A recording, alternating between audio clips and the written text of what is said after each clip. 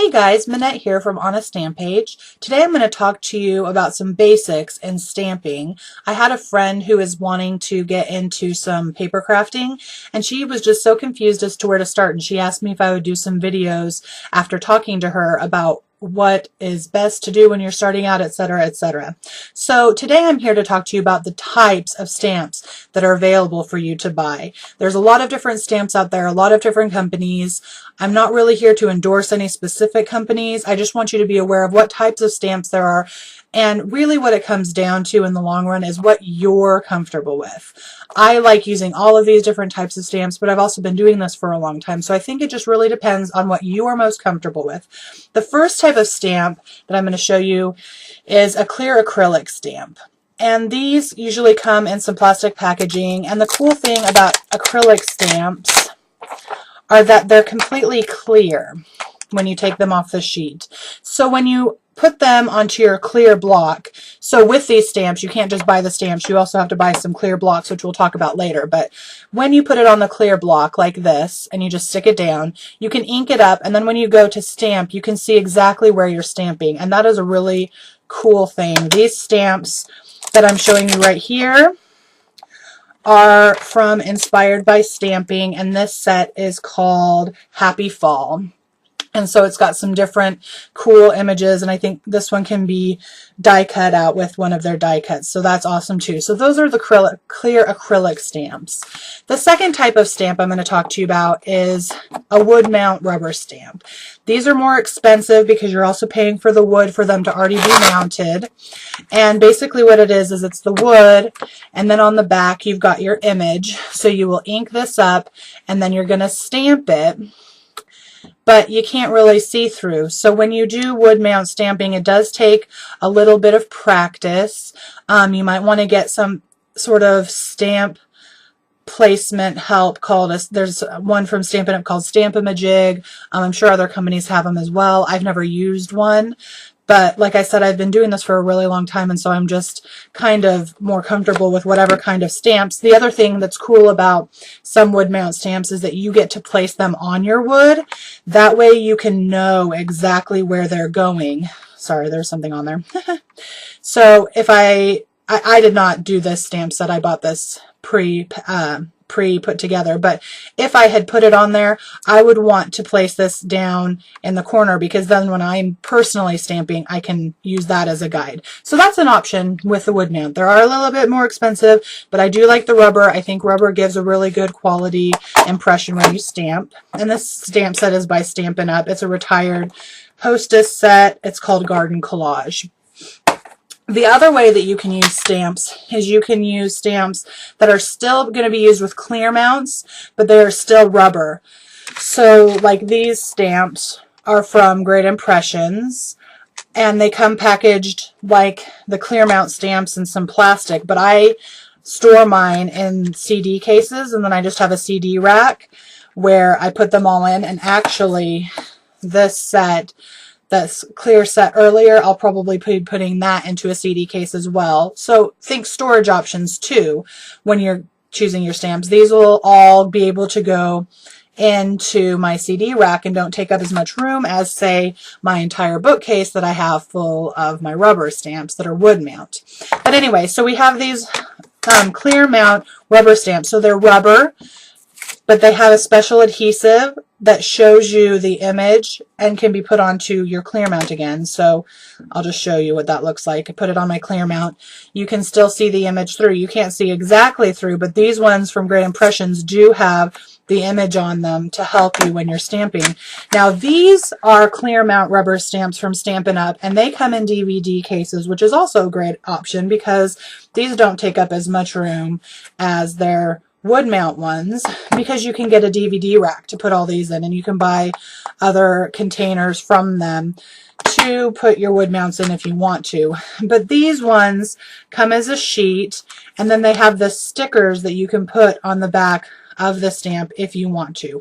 I don't usually do that, but I did kind of want to show you how I used to put together one of these packages. So it'll come with the stuff covering up the sticky back part, and I always take it off of the big rubber piece, and I keep this big rubber piece. I do not throw it away, so that I have something to keep the stamps anchored.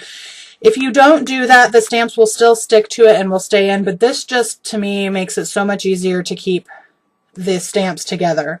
So then what I do is I take one of my images and I remove the backing from that, and then I would just use this. But if I wanted to put this little backing on it that is the sticker that shows what the stamp is, let me show you how I used to do that. Because the first time I did some of these stamps, I took the sticker off and tried to put it on here perfectly. It just doesn't work well. What I found was if I keep the sticker on the sticker sheet and I just take half off, then I can take the other half of the sticker off and still leave that image sticker laying in there flat. So you see how it's still in there? That way I can take my image and I can say, oh, okay, there's the smaller part of the inner circle. Stick it on there, push it down, and then pull it up, and the sticker is on there perfectly. Okay, so if you want to put your stickers on, that is the best and easiest way. If you were to take it off, I'm telling you, it takes forever to try and get it perfectly onto this clear mount. But then all I do is I stick them back in here after I get all the stickers on, if that's what you want to do, and they stay nicely in there and they're not flopping around, and I don't have to worry about opening it up and one of them falling out. So that's how I do that. So now let's get to clear mount blocks, because there are different companies that make different kinds of blocks. And I'm going to apologize right now because my blocks are all stained from use.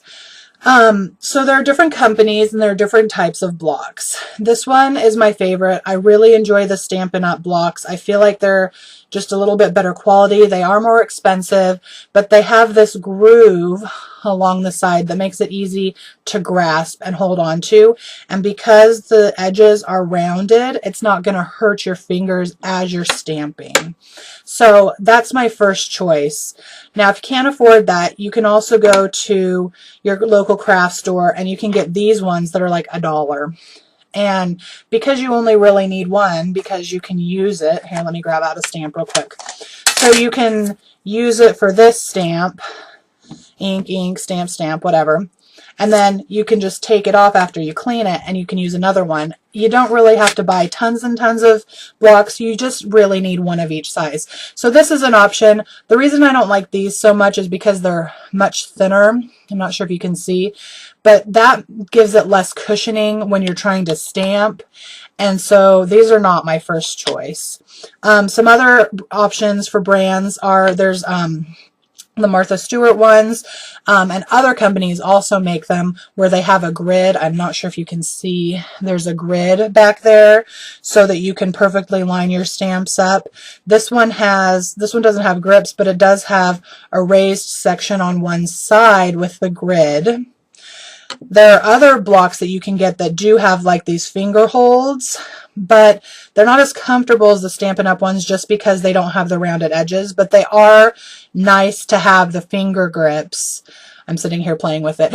Sorry. It's nice to have the finger grips around the edges because then you don't have to worry about it slipping out of your grasp. So if you don't want to go for the more expensive Stampin' Up! Ones, I would suggest getting ones that have these finger grips around the edges. And then there's also Close to My Heart, which they also have the lines down the sides, and their top portion is rounded, the bottom is not. So that's another option too.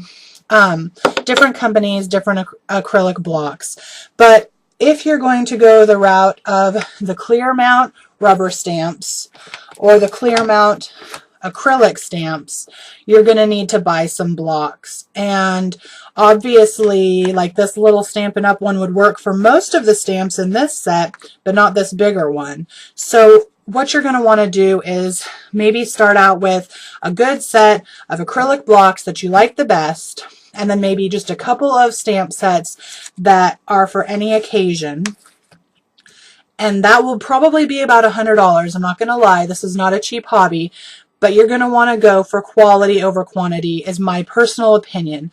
There are so many stamps out there that have flower images. Don't go crazy on flower images. Ask me how I know. Ask my husband how I know. He will tell you. Anytime I think that I need to buy some flower images, I make sure that I have nothing like it. But all occasion stamp sets are great. You can get some that have different images with the different sentiments. And so, yeah, that's pretty much it. If you have any questions, comment below. I'll try and get back to you. You can also email me at onastampage@yahoo.com and visit my blog at www.onastampage.blogspot.com. And yeah, I hope that you guys have a great day. I'll talk to you soon with some more basic 101 stamping. Hugs and happy stamping, friends.